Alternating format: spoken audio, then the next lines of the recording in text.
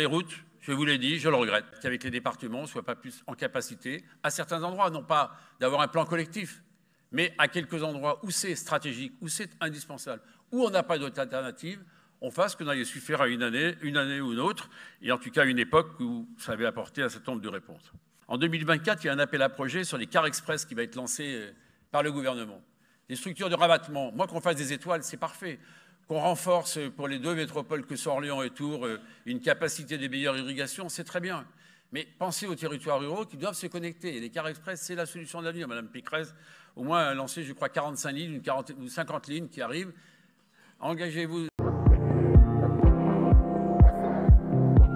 Les moyens financiers prévus pour ce plan vélo sont bien trop faibles pour avoir un impact significatif. Vous vous engagez à investir 3 millions d'euros par an pour la création des infrastructures cyclables, avec l'objectif de créer ou restructurer 500 km d'itinéraires cyclables d'ici 2030.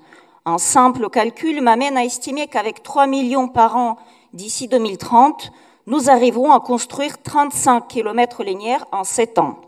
La création des pistes cyclables sécurisées doit pourtant être au cœur de notre politique vélo. J'ai un petit regret, ça nous rappelle des discussions en commission permanente. Je regarde le vice-président Philippe Fournier, lorsque je l'avais interpellé sur les communautés de communes rurales qui ont pris la compétence transport et qui ne peuvent pas avoir le soutien pour l'achat des vélos à l'assistance électrique. Parce qu'en milieu rural, quelquefois, il faut faire 30-40 km pour pouvoir aller chercher un train. Et donc là, ça peut être utilisé. Les 312 000 habitants ont été écartés, 13 communautés de communes, de ce dispositif que nous souhaitions porter, non pas pour vous contrer, mais pour vous aider.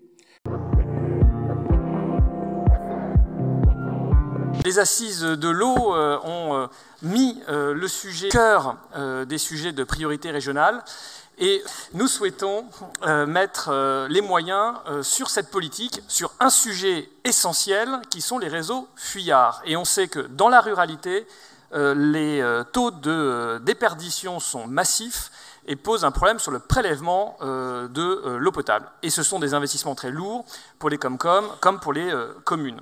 C'est la raison pour laquelle nous souhaitons créer une autorisation de programme de 15 millions d'euros, parce que comme on le disait tout à l'heure, quand il y a des priorités, il faut mettre les moyens.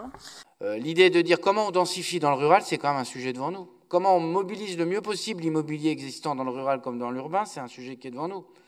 Et je ne vois pas aujourd'hui qu'on développe des outils nouveaux ou qu'on invente des outils à la région qui nous permettraient de favoriser la densification, en particulier dans les territoires ruraux. Alors, vous allez dire, on est un peu obsessionnel, mais c'est pas mal d'avoir de la continuité dans l'effort ou dans la pensée.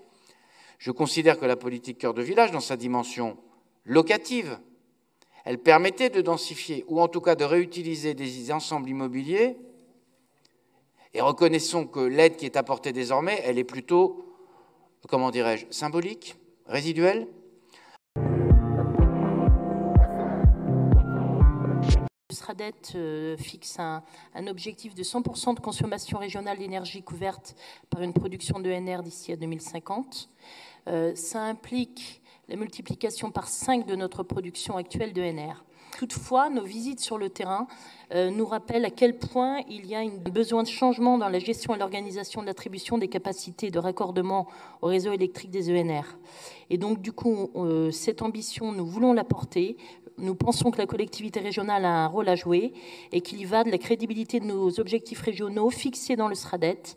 Et du coup, nous demandons à ce qu'il y ait une large concertation, que l'on peut travailler tous ensemble, c'est-à-dire les collectivités, les élus, mais également les entreprises porteuses de projets et les syndicats locaux d'énergie pour lever un obstacle majeur aujourd'hui dans l'atteinte de leurs objectifs en matière de transition énergétique et de décarbonation.